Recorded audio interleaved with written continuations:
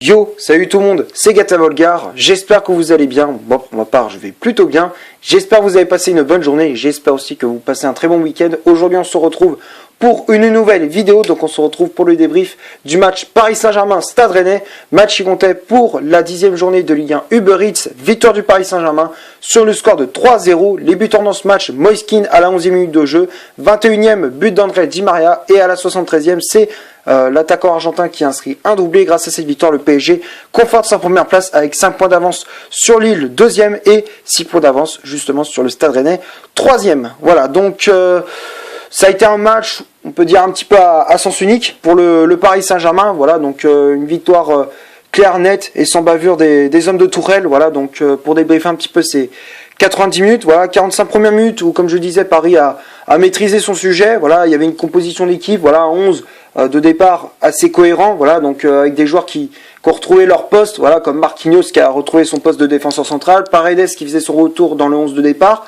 Voilà, donc même si bon, après il y avait Florenzi qui jouait ailier droit, mais ça c'était son poste quand il était plus jeune, on peut dire ça comme ça, quand il a commencé sa carrière. Voilà, après au fur et à mesure il est descendu d'un cran, mais bon voilà, mais il a retrouvé un petit peu son poste d'ailier. Voilà. Bon, c'est vrai que au début du match, dans les 10 premières minutes, Rennes, ils ont quand même bougé un petit peu le Paris Saint-Germain. Ils ont mis en place un pressing haut. Guirassy qui était emmené, qui avait emmené son bloc haut. Voilà, donc il a permis, l'attaquant rennais qui a permis à ses coéquipiers de faire un pressing. Voilà, avec Doku et Léa Siliki et Bourigeaud. Voilà, donc c'est vrai que ils ont mis un bloc assez haut, ça a gêné un petit peu les Parisiens, voilà, pour relancer. Mais après, bon, c'était voilà, à partir du but de Moiskin à la 11e minute de jeu, les Rennais, ils ont arrêté le pressing haut, parce que à la 11e, comme je disais, le PSG ouvre le score grâce à justement l'attaquant italien Moiskin, voilà, qui contrôle ce ballon avec telle aisance, on peut dire ça comme ça. Il était à l'aise, il contrôlait le ballon pied gauche et il enchaîne avec une frappe pied droit qui se termine au fond des filets. Voilà, Alfred Gomis, le gardien rennais, ne pouvait absolument rien faire. Voilà, donc à la 11e minute de jeu, le PSG menait 1-0. Ensuite, Paris, ils ont continué à poser leur jeu, voilà, à continuer à attaquer, même si quelques minutes après, Di Maria, il avait une occasion de but, mais malheureusement, sa frappe, on peut dire sa demi-volée est restée, est malheureusement retombée sur le poteau, voilà, donc ça a été un contrôle, c'était côté gauche, voilà, Di Maria qui avait contrôlé du pied gauche et il avait enchaîné derrière, mais sa frappe est repoussée par le poteau, donc du coup, c'était une occasion pour faire le break. Et après, bon, Rennes, ils ont essayé de réagir avec Nzonzi sur les coups de pied arrêtés parce qu'il était vu qu'il est grand, donc forcément ils ont essayé d'utiliser sa taille, voilà, pour justement mettre des ballons sur lui. Mais malheureusement, il y avait du déchet technique dans le dernier geste côté rennais, et voilà, Paris en a profité pour inscrire le deuxième but à la 21e grâce à André Di Maria, voilà. Di Maria qui marque d'un joli piqué, voilà, juste devant Alfred Gomis, voilà, ballon piqué juste devant le gardien rennais. Et donc du coup le Paris Saint-Germain fait le break, 2-0 pour les hommes de Tourelle. Et après, bon, en première mi-temps, on a pu vu le Paris Saint-Germain, voilà, se créer d'énormes occasions, voilà, pour inquiéter le Stade Rennais. C'est Rennes qui a attaqué un petit peu plus, voilà, mais sans plus, quoi, on peut dire ça comme ça. Et après, bon, la seconde mi-temps, bon, c'est vrai qu'en première mi-temps, on avait perdu pas mal de joueurs sur blessure. Il y a Gay qui s'est blessé, Kierer aussi qui s'est blessé. Donc du coup, il y a eu l'entrée en jeu de Bakker et de Rafinha, voilà, pour justement les remplacer. Après seconde mi-temps, bon, les joueurs, les Parisiens, ils ont mis un petit peu jouer avec le frein à main. Ils ont joué un petit peu avec le frein à main parce que c'est pour éviter aussi que ça soit l'hécatombe, parce que déjà qu'il y a pas mal de blessés au Paris Saint-Germain, sans compter Icardi, Verratti, maintenant Gay et Kierer. En plus de ça, il y avait Moiskin aussi qui est sorti en boitant. Ouais, c'est pas bon signe. En tout cas, on espère que c'est pas trop grave, parce que là, on a pas mal de joueurs qui sont à l'infirmerie, donc ça serait très compliqué pour les Parisiens d'avoir un effectif, un 11, voilà, le 11 type, si on peut dire ça comme ça, avec les cadres de l'équipe, si on peut dire ça comme ça. Donc voilà, après, comme je le disais, les joueurs, ils ont joué un petit peu avec le frein à main, les joueurs qui étaient sur les joueurs qui étaient sur le terrain, côté parisien.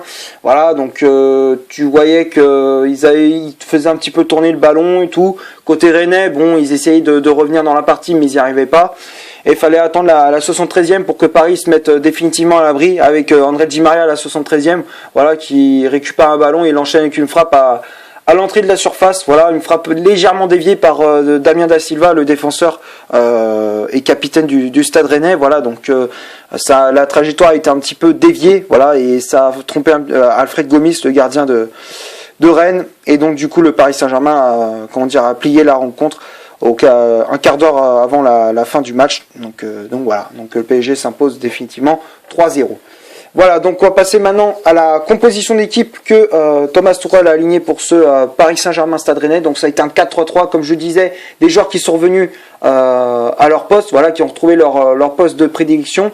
Voilà, donc Navas qui était dans les buts du Paris Saint-Germain, charnière centrale Marquinhos associé à Abdou Diallo, Marquinhos qui a eu le brassard de capitaine, les latéraux Carrère à droite, Kurzawa à gauche, Paredes en poste de sentinelle, Gay et Herrera en poste de milieu relayeur, Moiskin en pointe, et les ailiers Di Maria à gauche et Florenzi à droite. Florenzi, comme je disais, qui était placé un peu plus haut, voilà, donc forcément, vu que Sarabia, il n'était pas sur la feuille de match, il y avait aussi Neymar qui est blessé, Mbappé aussi, Icardi qui est blessé aussi, donc voilà, il y avait pas mal de blessés à l'attaque du Paris Saint-Germain, donc forcément, Tourelle, encore une fois, même si j'aime pas employer ce terme au foot, c'est bricolé, si on peut dire ça comme ça.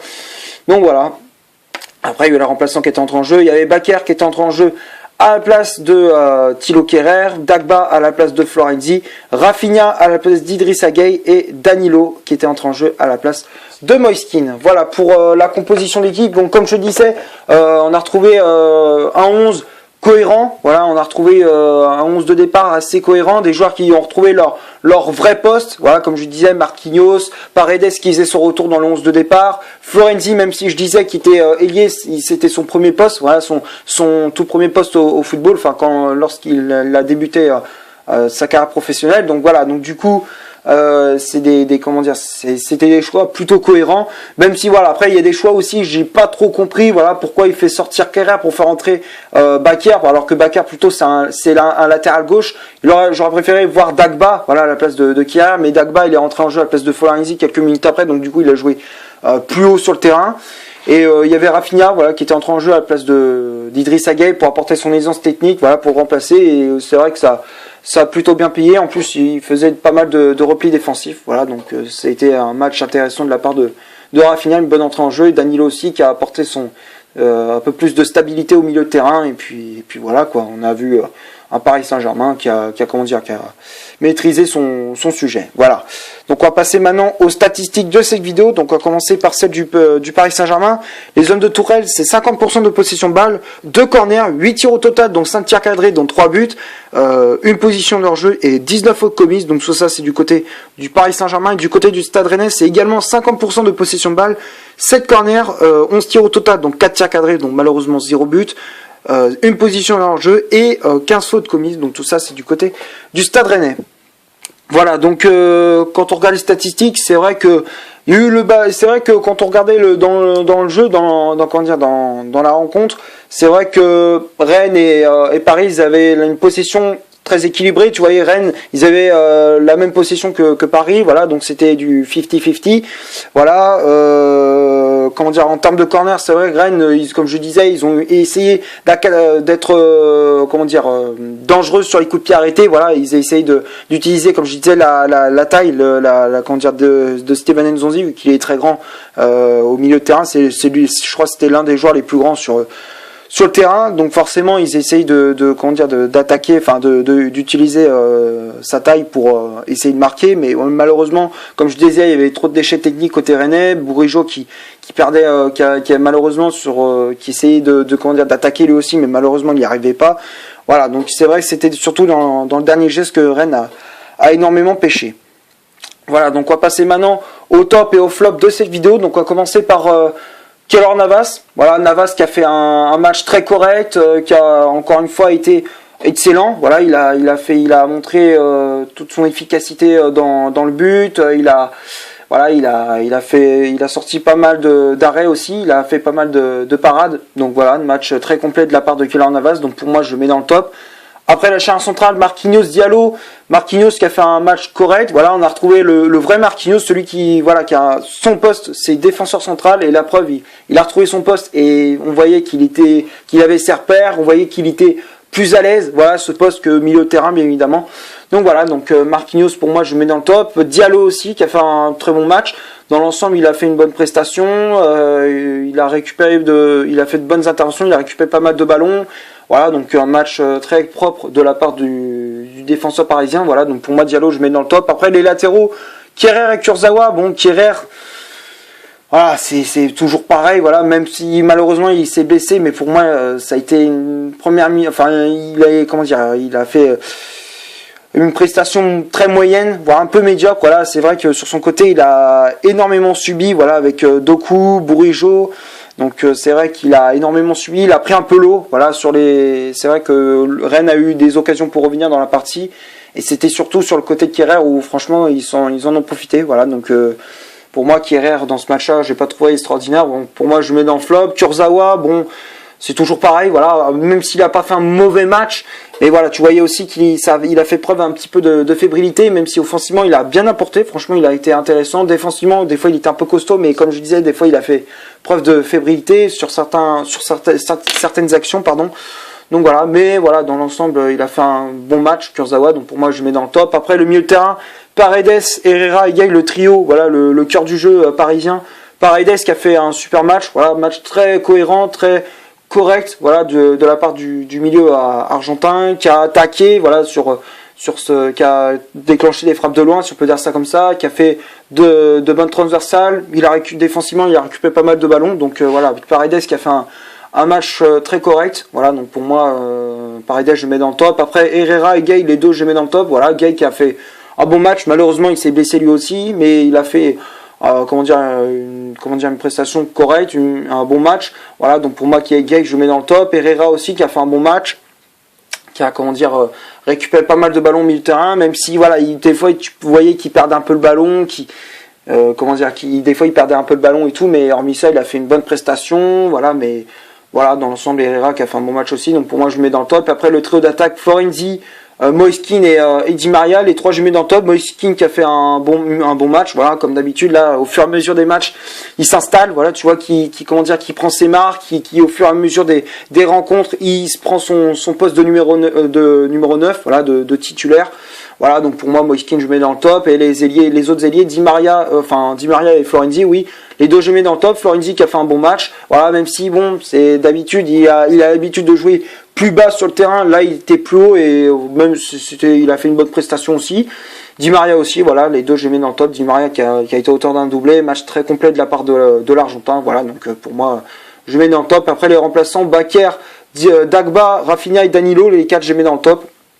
Bakker qui a fait une bonne entrée en jeu, qui a été solide sur son côté, qui a fait de bonnes interventions. Voilà, donc pour moi Bakker je le mets dans le top. Dagba aussi qui a fait une bonne entrée en jeu, même si voilà, il n'a pas joué à son poste, voilà, c'est pas son poste de base, justement il a joué un peu plus haut sur le terrain, mais voilà, il a fait une bonne entrée en jeu. Rafinha aussi qui a fait une bonne entrée en jeu aussi, qui a apporté son aisance technique, défensivement il a été très costaud aussi, il a récupéré pas mal de ballons, voilà, donc dans l'ensemble Rafinha a fait un bon match, et Danilo aussi en fin de match, enfin, il a fait une entrée en jeu voilà, correct, il a apporté toute son expérience et une certaine stabilité, il a apporté au milieu de terrain du Paris Saint-Germain. Voilà, donc pour moi le soft flop durant cette rencontre, pour moi c'est Thilo Kehrer. Voilà, donc c'est tout ce que j'avais à dire pour ce Paris Saint-Germain Stade Rennais. J'espère que la vidéo vous aura plu. Si c'est le cas, vous laissez un énorme like. Tu cliques ici pour t'abonner pour rien rater de mes vidéos. Tu cliques ici pour voir une autre si tu le souhaites. N'hésite pas à rejoindre mon compte Instagram qui est dans la description. Et d'ici là, portez-vous bien, on se retrouve pour une prochaine vidéo. Ciao.